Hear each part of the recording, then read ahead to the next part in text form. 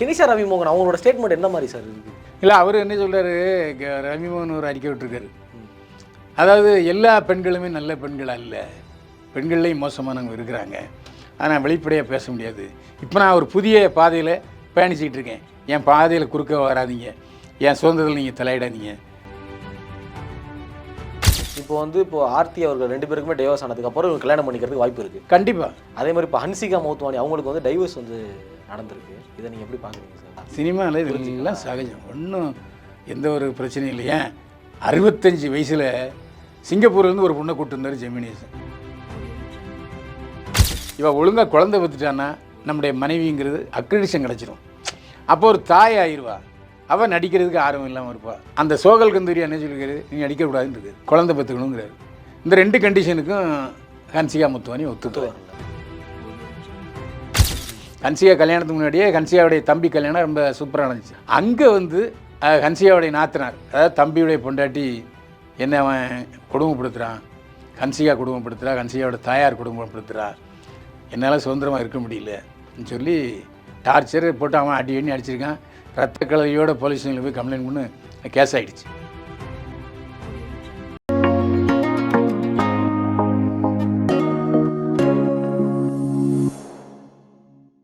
GeM cinema செய்யறதுக்கு வணக்கம். நான் உங்கள் விஜய் அபிஷேக். இன்றைக்கி நம்ம யார் கூட இருக்கோன்னு பார்த்தோம் அப்படின்னா, ஆல்வேஸ் மெய்யழகன் காம்போ திரைப்பட நடிகர் விமர்சகராக இருக்கக்கூடிய பைல்வான் ரங்கநாதன் சார் கூட தான் இருக்கோம். சார் வணக்கம்.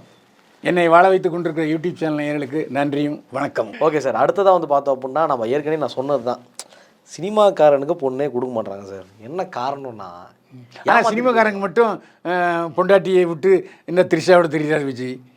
எல்லா நடிகர்களும் 2 பொண்டாட்டி வச்சுருக்காங்க சார். நீங்களும் சினிமா, அதாவது சினிமாக்காரங்களுக்கு அவங்களாவே லவ் பண்ணி கல்யாணம் பண்ணிக்கலாம், இல்லை அவங்களாவே தேடி வருவாங்க.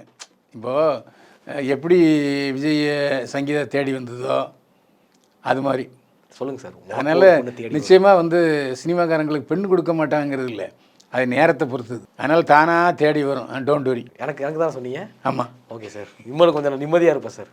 இல்லை சார், இருந்தாலும் இந்த மாதிரி சம்பவம்லாம் நடக்கிறப்போ இது ஒரு பயமாக இருக்குது. இன்னொரு பக்கம் சினிமாவில் இருக்கிற ஹீரோஸுக்கும் அடிக்கடி டிவோர்ஸ் நடந்துகிட்டே இருக்குது. இப்போ நம்ம தனுஷ் அவர்களுக்காக இருக்கட்டும், அப்புறமா ஜிவி பிரகாஷ் அவர்களாக இருக்கட்டும், ஏன் கெனிஷா ரவிமோகன், அதான் சார் அடுத்தது கெனிஷா ரவிமோகனாக இருக்கட்டும், அவங்க எல்லாருக்குமே நடந்திருக்கு. இப்போ இந்த கெனிஷா ரவிமோகன் அவங்களோட ஸ்டேட்மெண்ட் என்ன மாதிரி சார் இருக்குது? இல்லை, அவர் என்ன சொல்கிறாரு, ரவிமோகன் ஒரு அறிக்கை விட்டுருக்காரு. அதாவது எல்லா பெண்களுமே நல்ல பெண்கள் அல்ல, பெண்கள்லேயும் மோசமானவங்க இருக்கிறாங்க, ஆனால் வெளிப்படையாக பேச முடியாது. இப்போ நான் ஒரு புதிய பாதையில் பயணிச்சிக்கிட்டு இருக்கேன், என் பாதையில் குறுக்க வராதிங்க, என் சுதந்திரத்தில் நீங்கள் தலையிடாதீங்க, பேசாமல் உங்கள் வேலையை நீங்கள் பாருங்கள், நான் என் வேலையை பார்க்குறேன்னு தெளிவாக சொல்லிட்டு ரவிமோகன். அந்த ஆர்த்தியை விட்டுட்டு நான் வேறு பாதையில் போயிட்டுருக்கேன் அப்படின்னு போயிட்டுருக்கேன். அந்த பாதை எனக்கு உண்மையாகவும் இருக்குது, லாபமாகவும் இருக்குது என்ன சொல்லியிருக்காங்க. அதேமாதிரி கெனிஷாவும் ரவிமோகனை பாராட்டி ஒரு அறிக்கை வெளியிட்டிருக்காங்க. இப்போ ஆர்த்தி அவர்கள் 2 பேருக்குமே டைவர்ஸ் ஆனதுக்கப்புறம் இவங்க கல்யாணம் பண்ணிக்கிறதுக்கு வாய்ப்பு இருக்குது. கண்டிப்பாக. ஓகே சார், நல்லா இருந்தால் சரி சார். அதே மாதிரி இப்போ ஹன்சிகா மௌத்வானி அவங்களுக்கு டைவர்ஸ் நடந்திருக்கு. இதை நீங்கள் எப்படி பார்க்குறீங்க சார்? சோகல் கந்தூரியா அவர் ராஜஸ்தானில் பெரிய தொழிலதிபர். ஆரம்பத்தில் ஹன்சிகாவுடைய தோழியோட லிவிங் டூதர் வாழ்க்கை நடத்தியிருந்துக்கார். யார்? சோகல் கந்தூரியா.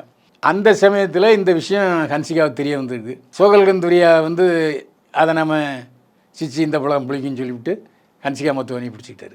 ஹன்சிகா மௌத்வானி நீ லிவிங் டூதர் வாழ்க்கை நடத்த முடியாத, கல்யாணம் பண்ணுன்னு சொல்லிவிட்டு ஜெய்ப்பூர் அரண்மனையில் பிரமாதமாக கல்யாணம் நடத்தினாங்க. அது ஓடிடிலையும் வெளியிருந்துச்சு, அதுலேயும் நல்ல லாபம்.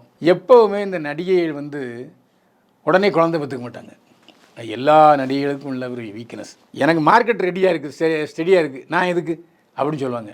ஆனால் கல்யாணம் பண்ணவங்க நினைப்பாங்கன்னா, இவள் ஒழுங்காக குழந்தை பெற்றுட்டான்னா நம்முடைய மனைவிங்கிறது அக்ரிடிஷன் கிடச்சிடும். அப்போ ஒரு தாய் ஆயிடுவா, அவள் நடிக்கிறதுக்கு ஆர்வம் இல்லாமல் இருப்பாள். அந்த சோகல் கந்தூரி என்ன சொல்லியிருக்காரு, நீங்கள் நடிக்கக்கூடாதுன்னு இருக்காரு, குழந்தை பெற்றுக்கணுங்கிறாரு. இந்த 2 கண்டிஷனுக்கும் ஹன்சிகா மௌத்வானி ஒத்துக்குவார். இந்த பக்கம் பார்த்தீங்கன்னா ஹன்சிகா மௌத்வானியுடைய தம்பிக்கு கல்யாணம் நடந்துச்சு.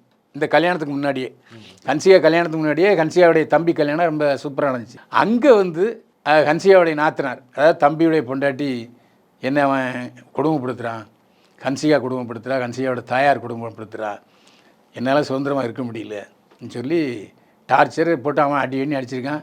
ரத்த கலரியோட போலீஸ் ஸ்டேஷனில் போய் கம்ப்ளைண்ட் பண்ணி கேஸ் ஆகிடுச்சு. ஸோ அவங்களும், அதாவது தன்னுடைய தம்பியும் வாழலை, ஹன்சிகாவும் இந்த மரத்துக்கு போயிட்டு. எதனால் சார் டார்ச்சர் பண்ணியிருப்பாங்கன்னு நினைக்கிறீங்க அவங்க தம்பியோட ஒய்ஃபை? ஹன்சிகா ஏதாவது பணம் அதிகமாக கட்டு டார்ச்சர் பண்ணாங்களா, இல்லாட்டி வீட்டு வேலை செய்ய சொல்லி டார்ச்சர் பண்ணாங்களா என்னங்கிறது தெரியல. என்ன டார்ச்சர் பண்ணாங்க, அடித்து உதச்சிட்டாங்க அப்படின்னு அந்த பொண்ணு சொல்லியிருக்கு. இப்போ ஹன்சிகா அவங்க வந்து அஃபிஷியலாகவே டிவோர்ஸ் பண்ணிட்டாங்க. ஆனால் இப்போ எல்லாருமே எதை பற்றி பேசிட்டு இருக்காங்க? இல்லை டிவோர்ஸ் கொடுத்துட்டாங்க.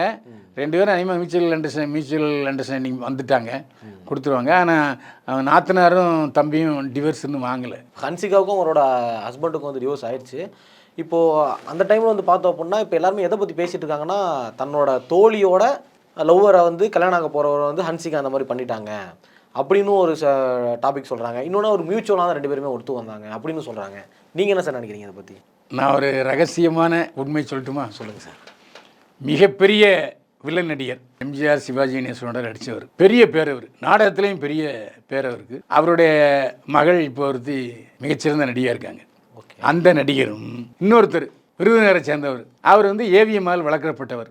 அவரும் எம்ஜிஆருடைய நடித்தார், சிவாஜி கணேசன் நடித்தார். மிகச்சிறந்த குணச்சித்திர நடிகர். அதாவது அந்த உரையாடலே அந்த நகைச்சுவையை கொண்டு வந்துடுவார்.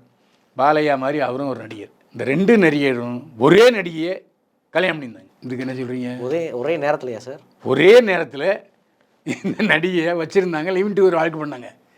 அவர் ஜெயிலுக்கு போயிட்டார் ஒரு நடிகர். ஓகே. அப்போ இந்த நடிகர் அந்த நடிகையை தன்னுடைய மனைவியை ஏற்றுக்கிட்டாங்க. ராதாவுக்கு பிறந்த மகனையும் இந்த நடிகர் தன்னுடைய மகனை ஏற்றுக்கிட்டார். அதில் ஒருவர் நடிகர், ஒருத்தர் வந்து டைரக்டரு, பெரிய வசதி உள்ளவர். இன்னாராம் வீடியோ பார்த்துட்டு இருக்கிறவங்க வந்து ஏன்னா இது வந்து 2 பேருமே எனக்கு வேண்டியவங்க, அதனால் அந்த பேரை சொல்லக்கூடாது. இதெல்லாம் நடந்திருக்கு சினிமாவில். அதெல்லாம் சகஜம். அது மாதிரி டிஆர் ராஜகுமாரி தியாகராஜா அவர் எப்படியாவது கல்யாணம்னு நினச்சாங்க. அப்போ பிரேக்கப் ஆகிடுச்சு, கல்யாணமே பண்ணிக்கல. யார்? டிஆர் ராஜகுமாரி. வெண்ணிராடை நிர்மலா அவங்க ஒருத்தரை ரொம்ப நேசித்தாங்க. அவங்க கல்யாணம் பண்ண முடியாது அப்படின்ட்டான். இது வரைக்கும் கல்யாணம் ஆகாமல் தான் இருக்காங்க. யார்? வெண்ணிராடை நிர்மலா. இப்படி நிறைய சொல்லிக்கிட்டே இருக்கலாம். அதுமாதிரி கேஆர் விஜயா நடிக்க போனவங்க, கோவிச்செழியம் படத்தில் ஊட்டி வர உறவில் நடித்தாங்க. அப்போ சிவாஜி கணேசனுடைய ஃப்ரெண்டு வேலாயுதன் நாயர். வேலாயுதன் நாயர் என்ன பண்ணார், இன்றைக்கி மீன் குழம்பு சாப்பிடுவோம் அப்படின்னோடனே கேஆர் விஜயா வீட்டில் சமைச்சு, ஹோட்டலில் சமைச்சு கொண்டு வந்திருக்காங்க. அந்த சாப்பாடு ரொம்ப சூப்பராகிடுச்சு. ஸோ அந்த சாப்பாடு, மீன் குழம்பு சாப்பாடு கேஆர் விஜயாவும் இழுத்துக்கிட்டு வேலாயுதன் நாயருக்கு 2வது மனைவியானார் கேஆர் விஜயா. வாழ்க்கை நல்லா கோயிங் ஸ்டடியாக தான் போச்சு. ஏன்னா வேலாயுதன் நாயருடைய முதல் மனைவி எந்த எதிர்ப்பும் தெரிவிக்கலை. இந்த மாதிரி சொல்லிகிட்டே போகலாம். சினிமாவில் அதெல்லாம் சகஜம்டா. சினிமாவில் இதெல்லாம் சகஜம், ஒன்றும் எந்த ஒரு பிரச்சனையும் இல்லை. ஏன் 65 வயசில் சிங்கப்பூர்லேருந்து ஒரு பொண்ணை கூப்பிட்டு இருந்தார் ஜெமினியேசன். பொண்ணுக்கு எத்தனை வயசு சார்? பொண்ணுக்கு எத்தனை வயசு? பொண்ணுக்கு 27 வயசு. ஒரு 6 மாதம் இங்கே இருந்தாங்க. அப்புறம் ஒரு அமௌண்ட்டை கொடுத்து அந்த பொண்ணை போக சொல்லிட்டாங்க, போயிடுச்சு. இதெல்லாம் செய்தி. ஆமாம். இது கல்யாணம் பண்ணி கூப்பிட்டு வந்த மாதிரி தரலையே சார் எனக்கு. இல்லை வந்து அந்த பொண்ணோட தனியாக கொடுத்துட முன்னார், அவங்க வீட்டிலே வச்சுக்கிட்டாரு, வாழ்ந்தார். Okay sir. இது சினிமாவில் எல்லாமே நம்ம சகஜம் அப்படின்னு நீங்கள் சொல்கிறீங்க. ஓகே, நான் அதை ஒத்துக்கிறேன். அதாவது சினிமாவில் இருக்கிறவங்களே வந்து இப்போ விஜய் கடுமையாக விமர்சிக்கிறாங்க. குஷ்பு அவர்களும் விமர்சிச்சிருக்கிறாங்க. இந்த மாதிரி த்ரிஷா, விஜய் இதை வச்சு இது பண்ணியிருக்காங்க. இல்லை, என்ன காரணம்னா குஷ்பு ஒரு குடும்ப தலைவி, 2 பிள்ளைகள் இருக்குது, ஒரு பொண்ணு மலையாளத்து கதாயனை அடிச்சிக்கிட்டு இருக்கு, சுந்தரிசி பெரிய நடிகர், பெரிய இயக்குனர். அப்போ அவங்க குடும்பத் தலைவிங்கிற பார்வை தான் இருக்கும். அந்த குடும்பத் தலைவிங்கிற பார்வை, இப்போ நான் குடும்பத் தலைவன், நான் சங்கீதா தான் சப்போர்ட் பண்ணுவேன். அதேமாரி குஷ்புவும் சங்கீதா சப்போர்ட் பண்ணுறாங்க, விஜய் திட்டுறாங்க. அதில் என்ன தப்புன்னு நினைக்கிறீங்க? தப்புன்னு நான் தப்புன்னு சொல்லவே இல்லை. நான் கேட்குறேன் முடியாது. என்ன காரணம்னா ஒரு குடும்பத் தலைவியாக இருக்கிறவங்க அதை வந்து ஆதிக்க மாட்டாங்க. நம்மள விஜய் டிவியில் நாஜில் விஜய்னு வந்து ஆதிக்கிறாரு சார். இது விஜய்க்கு சப்போர்ட் பண்ணுறாரு சார். அவன் ஒரு லூசு போயங்க. அதாவது ஒரு திருநங்கை வந்து அவன் மேலே கேஸ் போட்டிருக்கு. ஆமாம், கேஸ் போட்டிருக்குன்னா போய் கம்ப்ளைண்ட் கொடுத்துருச்சு. என்னைய லவ் பண்ணா, என்னைய என் கூட உடலவரெல்லாம் கொண்டு வந்தால் அந்த வீடியோலாம் இருக்குது, என்னைய இப்போ விட்டு போயிட்டான் அப்படின்னு சொல்லுது. இவன் என்ன சொல்கிறான், ஏம்மா நான் கல்யாணம் பண்ணிட்டேன், குழந்தைலாம் இருக்குது, என் வாழ்க்கையை கெடுத்துறாத, இப்போ நான் சந்தோஷமாக இருக்கேன்னு அழுகுறான். இவன் ஒரு மனுஷன்னு அவன் சொன்னதை இந்த நிகழ்ச்சியில் சொல்கிறீங்க. இல்லை சார், குடும்பஸ்தன் அவரும் குடும்பஸ்தனாக இருக்கிறாரு. நீயே ஒழுக்கம் இல்லை, எதுக்கு பேசிக்கிட்டு இருக்கேங்கிறேன். நீயே இந்த தப்பை பண்ணியிருக்க, நீ எதுக்கு விஜயை பற்றி பேச காட்டாதீங்க சரியா? நீ நாஞ்சல் விஜய் ஏண்டா நீயே தப்பு பண்ணியிருக்க.